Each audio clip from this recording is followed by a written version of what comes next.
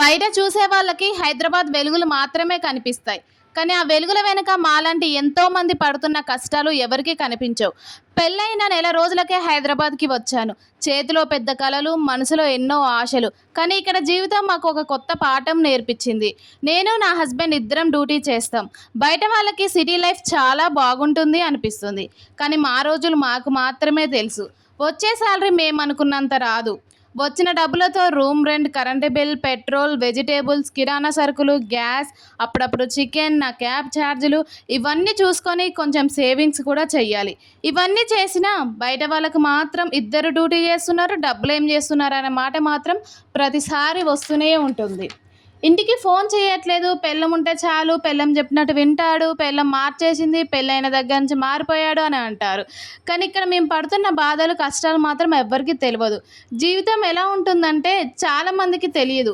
ఇంట్లో పని మొత్తం చేసుకొని ఆఫీస్కి వెళ్ళాలి, అక్కడ రోజంతా పని చేసి ఇంటికి వచ్చాక మళ్ళీ వంట, ఇంటి పనులు చూసుకోవాలి. మా హస్బెండ్కి నెలకి 15 రోజులు నైట్ షిఫ్ట్స్ ఉంటాయి. ఒక ఇంట్లో ఉంటూ కూడా ఒక్కసారి కూర్చొని మాట్లాడుకునే సమయం దొరకని రోజులు ఉంటాయి. కానీ ఈ కష్టాల మధ్య కూడా మేము మా కలలను వదులుకోకుండా ముందుకు వెళ్తున్నాము. ఎందుకంటే ఈరోజు పడిన కష్టం రేపటి మంచి భవిష్యత్తుని నిర్ణయిస్తుంది కాబట్టి. ఇక ఈ వీడియో విషయానికి వస్తే ఈరోజు మంగళవారం అని ఇల్లు మొత్తం నీట్గా శుభ్రం చేసుకున్నాను. వరండా వాటర్ పోసి కడుక్కున్నాను, కడుపు పూదించుకొని ముగ్గేసుకున్నాను అనమాట. తర్వాతకి గ్యాస్ కడుక్కున్నాను. నెక్స్ట్ స్నానం చేసేసి ఇంకా గుడికెళ్ళి వచ్చాను. గుడికెళ్ళి వచ్చాక ఈ వంట పని చేసేసుకున్నాను.